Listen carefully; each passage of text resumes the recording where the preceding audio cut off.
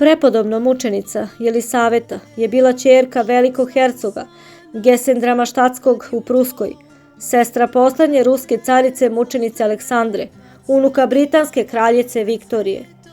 Sa 20 godina udala se 1884. godine za strica cara mučenika Nikolaja Romanova, velikog kneza Sergeja Aleksandrovića. Na njenu svadbu sa ostalom porodicom stigla je u Rusiju i mlađa sestra Alisa, koja će se 1894. godine udati za prestolonaslednika Nikolaja i postati ruska carica Aleksandra Fjodorovna. Interesantno je naglasiti da Jelisaveta nije morala da primi pravoslavlje, ali je od prvih dana boravka u novoj domovini to žarko želela. Tako je 1888. godine pratila muža, osnivača i predsjednika Ruskog imperatorskog palestinskog društva, u svetu zemlju na osvećenje ruske obitelji Svete Marije Magdaline u Getsemanijskom vrtu u Jerusalimu i oduševljeno poželela da počiva u tom rajskom mestu. Veliki knez Sergije, iako izuzetno pobožan čovek, nije vršio nikakav pritisak da se Jelisaveta krsti, posebno znajući da se njen otac veoma odan protestantizmu, žestoko tome protivi.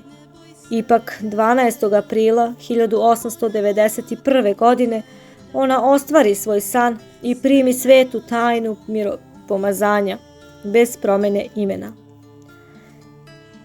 Iste godine knez Sergije postaje general-gubernator grada Moskve, pa kneginja Jelisaveta posećuje mnoge drevne ruske svetinje, počinje svoju misiju pomoći svim ljudima u nevolji, bolesnim, deci bez roditelja, siromasima sa dna.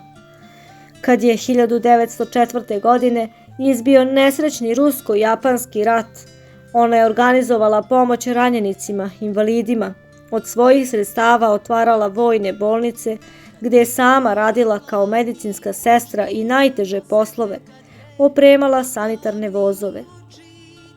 Sledeće godine zadesi je strašna tragedija.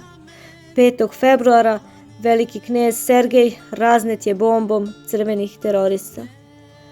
Ona je sama skupljala njegove posmrtne ostatke, iako je pretila opasnost da se napad ponovi. I u tom teškom času ona ispolji snagu prave hrišćanke, uputi caru molbu da se ubica Kaljajev ne osudi na smrt, poseti tog jadnika u tamnici i pokloni mu evanđelje, ali on osta uporan u grehu. Namerno skide crninu da prevari ranjenog kneževog kočijaša, kad ga je posetila u bolnici da ga slaže da je Sergije živ. Od tog trenutka njen lični život više nije postojao. Ogromni deo imanja uložila je u osnivanje i izgradnju posebne pravoslavne obitelji, milosrđa za pomoć bolesnim, napuštenim, siroti. Tako je usred Moskve početkom 1909. godine iznikao divan manastir Marte i Marije, rad arhitekte akademika Šćuseva i slikara Njesterova.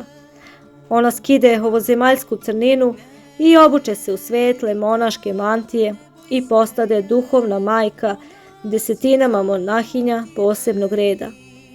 I ko zna da nije izbio strašni prvi svetski rat, a zatim februarska i krvava oktobarska tragedija 1917. godine, možda bi takve obitelji, kao na primjer i Lesninska matuške Katarine, počele da menjaju duhovni život Rusije, kao bogomoljački pokret svetog vladike Nikolaja Žičkog kod nas.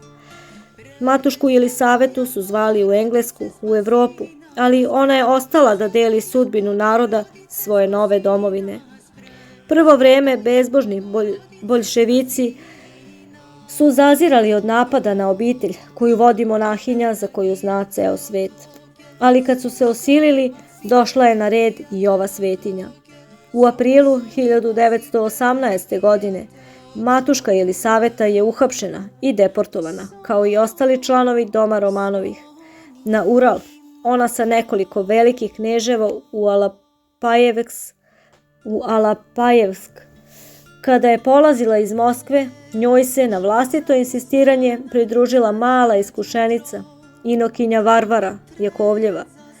Kada se u obližnjem Jekaterinburgu 17. jula 1918. godine desio strašan zločin i pobijena cela carska porodica na čelu sa carem Nikolajem i carica Aleksandra, princeze Olga, Tatjana, Marija i Anastasija, carević Aleksej, a sa njima i doktor Botkin, sobarica kraljice Demidova, kuvar Haritonov, sluga trup, dok su u tamnici tada ubijeni knez dvora, Dolgoruki, adjutant Tatiščev, mornar, čuvar malog carevića Nagorni, kamerdineri Selnjev i Čelišev i dve dvorske dame carice Aleksandre, Hendrik i Šnejder.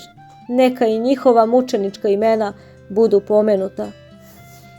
Postalo je jasno da i kneginji Jelisaveti preti ista sudbina. Već sutradan, 18. jula, inokinji Varvari, kao ženi koja ne pripada dinastiji narodnih krvopija, ponuđena je sloboda, ali je ona odlučno i dostojanstveno izjavila da ostaje sa svojom duhovnom majkom Jelisavetom. Odvežene su do starog rudarskog okna i bačene u jamu sa još nekoliko članova carske porodice. Bile su to veliki knez Sergej, pa Ivan, Konstantin i Igor, deca velikog kneza Konstantina i Vladimir Palej. Zatim su crveni zlikovci bacili u jamu ručne bombe. Prepodobna mučenica Jelisaveta nije pala na dno jame, već se sa knezom Ivanom zadržala na nekoj izbočini. Okolni meštani su 2 dana slušali prigušeno pojenje molitvi ovih stradalnika, a kad je ubrzo bela armija admirala Kolčaka oslobodila Alapajevsk i izvadila tela, ugledali su da je sveta mučenica kidala svoju monašku odoru i previjala kneza Ivana. Mošti mučenica Jelisavete i Varvare prenete su u strahu od povratka crvenih prvo u Peking, pa Šangaj i na kraju 1921. preko Port Saida u Jerusalim, gde ih je sa velikim počastima dočekao patrijarh Jerusalimski Damijan i ispratio do ruskog manastira Marije Magdaline, gde je tamo gde je sveta Jelisaveta poželjela da počiva i gde se njihove svete mošti nalaze i dan danas. Na saboru Ruske pravoslavne crkve 1999. godine obe prepodobno mučenice su pričisljene liku svetih. Ruska zagranična crkva ih je kanonizovala mnogo godina ranije. Arhijepiskop Kišinjovski i Hotinski Anastasije Gribanovski, potonji mitropolit i poglavar Ruske zagranične crkve od 1936. do 1964. godine, koji je dugi niz godina bio na čelu ruske misije u Jerusalimu, reče jednom prilikom: zajedno sa ostalima stradalnicima za zemlju Rusku, sveta Jelisaveta je istovremeno i iskupljenje ranije Rusije i temelj buduće koja će niknuti na kostima novih mučenika. Takvi likovi imaju neprolazni značaj. Predodređen im je večiti pomen i na zemlji i na nebesima. Nije slučajno da je glas naroda još za života nazvao nju svetiteljkom. I kao nagrada za njene ovozemaljske podvige, a posebno za njenu ljubav prema svetoj zemlji, njeni mučenički ostaci, koji su prema svedočanstvu očevidaca ostali potpuno netruležni, sudbinski počivaju kraj samog mesta stradanja i vaskrsenja Spasitelja.